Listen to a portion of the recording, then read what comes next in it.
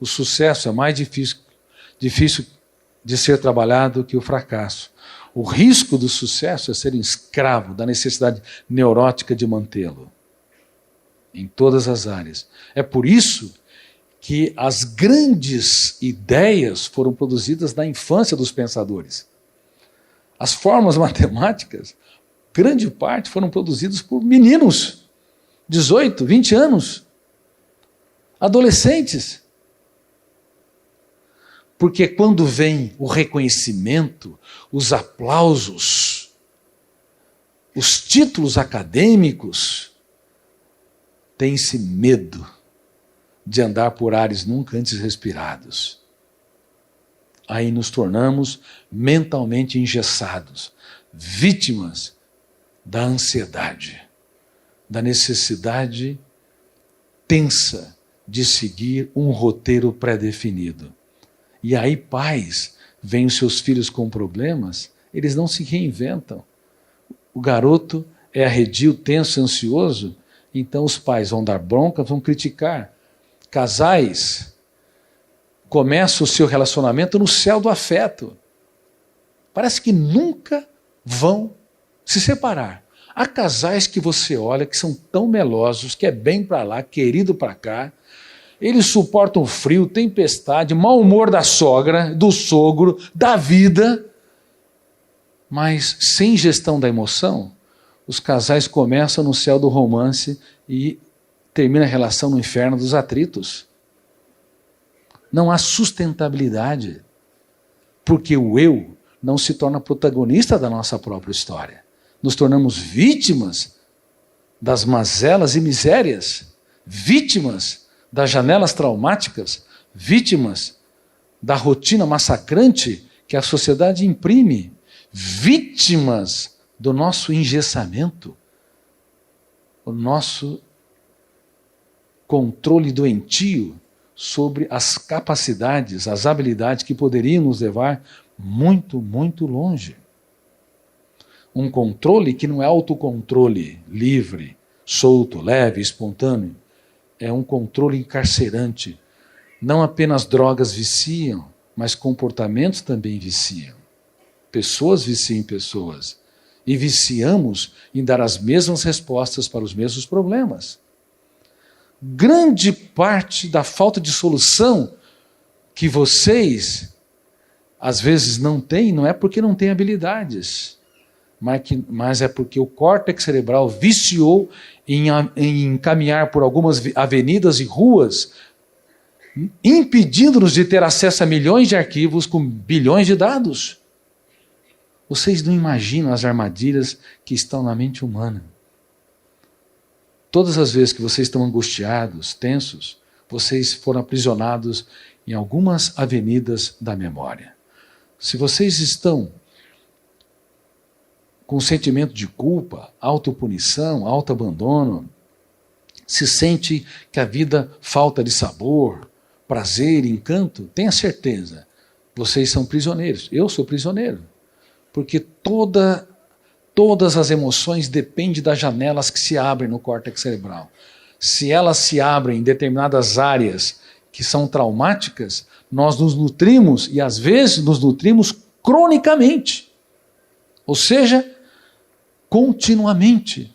Aí nós vamos ter aquelas pessoas depressivas, pessimistas, mórbidas, angustiadas, pessoas que têm dificuldade de apostar em si e reconstruir a sua própria história. Reitero, portanto, que a síndrome do pensamento acelerado tem sido confundida com um transtorno de déficit de atenção ou hiperatividade que tem um viés genético. Nós mexemos na caixa preta do funcionamento da mente pelo excesso de dados, citei número 1, pelo excesso de atividades. Eu tenho dado conferências para magistrados, muitas plateias de magistrados, juízes de direito, e eu tenho dito que todos nós somos contra o trabalho laboral escravo, crianças trabalhando em minas, todas sujas, sem direito a estudar, a brincar, a ter uma existência leve e suave, a uma formação da personalidade rica. Mas o que nós não percebemos é o trabalho intelectual escravos. Crianças que têm tempo para tudo, mas não para ter infância. Colocamos elas no excesso de atividades, querendo formar mentes brilhantes, e nós, sem perceber, viciamos o córtex cerebral delas a precisarem de muito para sentir pouco. Pais que dão presentes em excesso para os seus filhos cometem um crime sem precedente.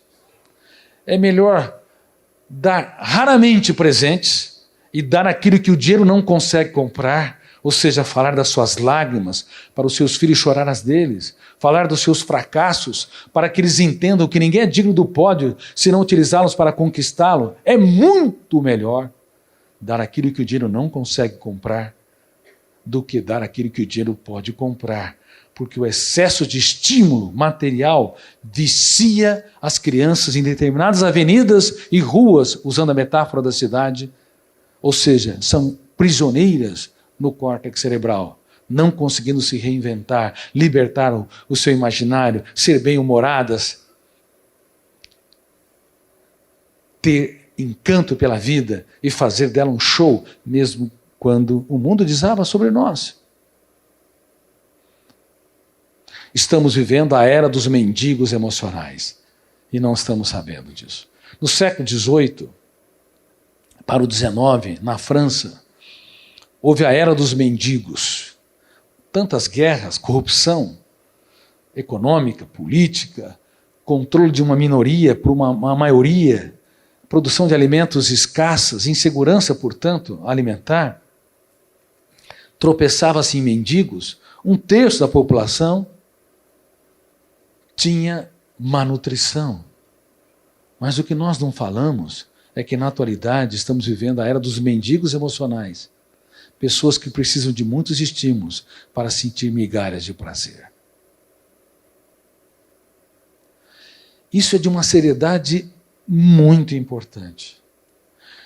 Nunca vi crianças e adolescentes tão tristes, precisando de muitos eventos para se animar um pouco. Se você não consegue ficar só com você, sem fazer nada, algo está errado. Se você não consegue dar um abraço em você e dizer palavras de amor, fazer uma declaração de amor para a sua história, algo está errado. Você pode ser ótimo para a sociedade, mas é um carrasco de si mesmo.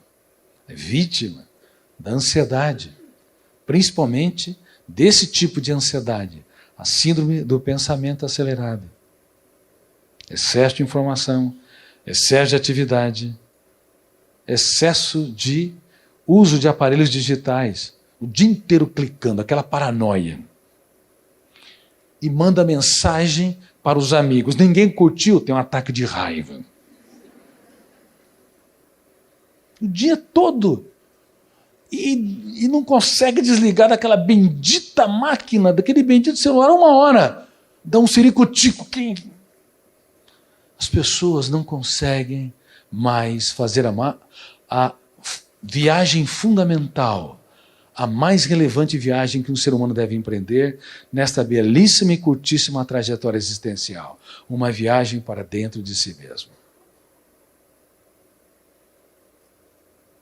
Elas não conseguem usar a arte da dúvida, que é o princípio da sabedoria na filosofia, a arte da crítica, que é o princípio da sabedoria na psicologia, e a arte da determinação estratégica, a determinação da gestão da emoção, que é o princípio da sabedoria na área de recursos humanos, aqui dentro, para fazer higiene mental. Elas não duvidam das suas falsas verdades, não duvidam dos seus pensamentos perturbadores, não duvidam do seu sentimento de incapacidade, não criticam suas ideias mórbidas, não criticam suas emoções tensas, não criticam a passividade do eu, que assiste como espectador e estéril todos os problemas que acontecem em nossa mente sem atuar, não determinam ser líder de si mesma, não determinam ser protagonista da sua própria história, gerir a sua emoção. A arte da dúvida, a arte da crítica e a arte da determinação estratégica sempre foram ferramentas intuitivas que levaram homens e mulheres a saírem fora da curva e se tornarem grandes pensadores. Mas todos os dias deveríamos fazer essa higiene mental. Todos os dias deveríamos atuar dentro de nós. Todos os dias deveríamos construir janelas killer ou light. Light para estabilizar a emoção. Quem de vez em quando sente um vazio, uma angústia, um estado de agitação mental? Seja, eu sei que é a maioria. Levante as mãos. Levante as mãos. Ótimo. Se nós fizermos todos os dias, quase todos os dias, essa técnica, você vai construir tantas janelas lights, você vai produzir núcleos de habitação do eu. Aí você vai, ao longo de 6 meses, 1 ano, 2 anos, ter um prazer muito mais consistente, profundo, um estado de satisfação mais rico, uma capacidade de contemplar o belo mais intensa, uma capacidade de não vender a tua paz por um preço vil, de maneira mais inteligente, mas sem gestão da emoção, nós somos uma folha ao léu do vento, sob a orquestra do vento. Se sopra muito, quase nos desligamos da copa da árvore, se sopra pouco, falta refrigério, enfim, não tem estabilidade, nem profundidade.